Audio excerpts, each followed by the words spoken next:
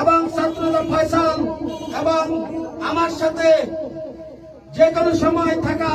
আপত্তি বিপত্তি দলের যখন যাদেরকে পাই সবসময় আমার সহযোদ্ধা সামনে বসা সবাইকে আমার মজিবুর সালাম, আসসালামু আলাইকুম। আমরা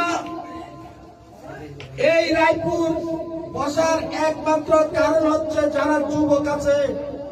যাদের এখনো শক্তি আছে, যারা এখনো বুঝিয়ে বললে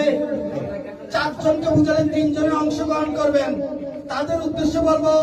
রায়পুর গ্রাম ছাত্রলীগ, যুবলীগ, স্বেচ্ছাসেবক লীগ যারা যুবক আছেন, আগামীকাল মন্ত্রী মহোদয়ের প্রোগ্রাম আমরা 3 নং ওয়ার্ড প্রমাণ করতে চাই সর্বোচ্চ উপস্থিতি দিয়ে যেন মন্ত্রী মহোদয়ের প্রোগ্রাম বলতে পারে 3 নং ওয়ার্ড এক সময়